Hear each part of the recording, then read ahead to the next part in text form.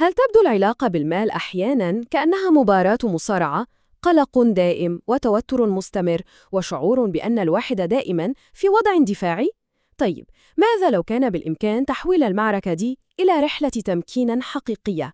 في هذا الشرح مش هنتكلم عن الثراء السريع، لا، هنتكلم عن بناء عضلات مالية قوية ومستدامة خطوة بخطوة عشان نوصل للقوة والاستقرار. الاقتباس ده بيحطنا في قلب الحقيقة مباشرة. شوفوا، ناس كتير بتركز على كسب المال وبس، لكن التحدي الأكبر واللي بيحدد القوة الحقيقية هو فن إدارة الفلوس دي والحفاظ عليها وتنميتها بحكمة، ومن هنا بتبدأ رحلة الإتقان المالي. طيب، إزاي نبني العضلات دي؟ الموضوع عامل زي الذهاب للجيم لأول مرة بالظبط. مستحيل نتوقع نتائج سحرية بين يوم وليلة. بناء القوة المالية بيحتاج انضباط وتكرار وصبر، وهي دي العقلية اللي هنبني عليها رحلتنا النهاردة. ودي خريطة الطريق بتاعتنا للرحلة دي. هنبدأ بفهم طبيعة المال كعضلة، بعدين هنشخص نقاط الضعف بدقة، ومنها هننتقل لخطة التمارين العملية، وبعدين نتغذى بالمعرفة المالية الضرورية عشان نوصل في النهاية للهدف الأسمى، الرخاء المستدام. خلونا نبدأ بالجزء الأول. سؤال كده على السريع، هل حد فينا فكر قبل كده إن علاقته بالمال هي في الحقيقة مراية مباشرة لعلاقته بنفسه؟ النقطة اللي هنا مثيرة للاهتمام بجد. المشاكل المالية زي الديون المتراكمة أو الإنفاق المفرط غالباً بتكون مجرد أعراض سطحية لقضايا أعمق، يعني ممكن تكون تعويض عن نقص عاطفي أو نتيجة لعدم فهم حقيقي للذات. ولما نقع في فخ ربط قيمتنا كأشخاص باللي في حسابنا البنكي بنفتح الباب على مصراعية للأزمات النفسية. عشان كده النقطة الحاسمة هي إن إصلاح علاقتنا بالمال بيبدأ من جوه الأول. ودلوقتي خلونا ننتقل لمرحلة التشخيص.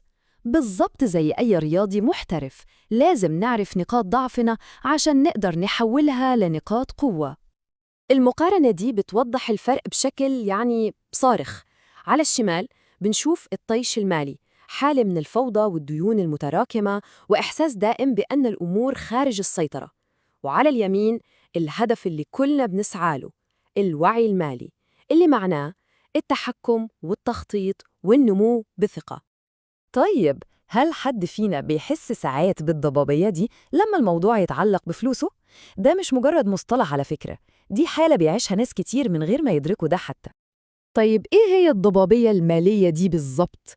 هي حالة عدم اليقين والقلق المستمر ده.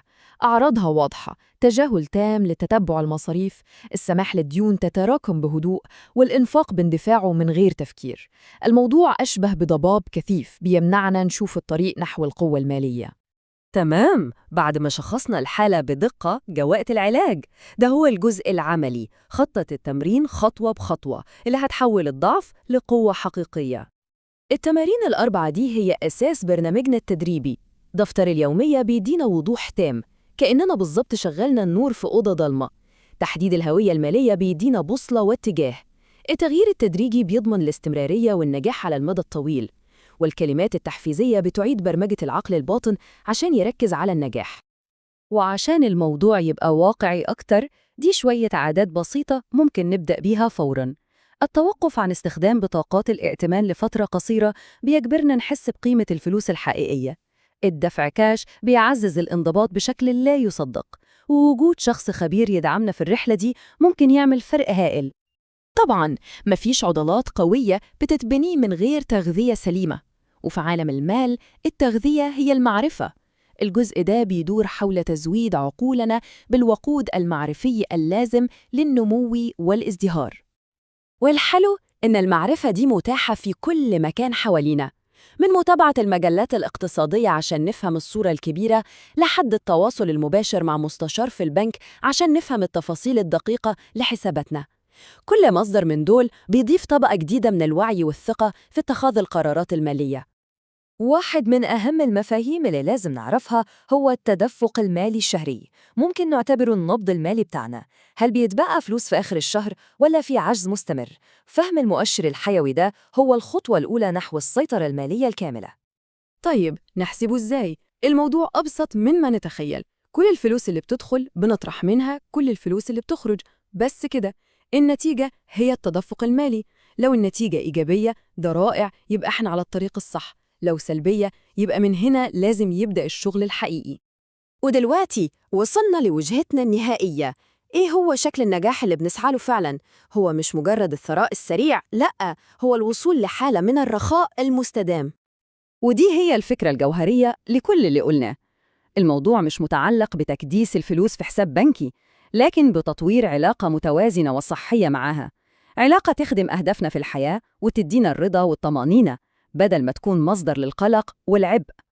وفي الآخر بنسيبكم مع السؤال المحفز ده: القوة الحقيقية مش بتيجي من المشاهدة والاستماع وبس، لأ، بتيجي من التطبيق الفوري، سواء كان ده بفتح دفتر يومية مالية الليلة دي أو بمجرد التفكير العميق في هويتكم المالية. الخطوة الأولى بتبدأ دلوقتي.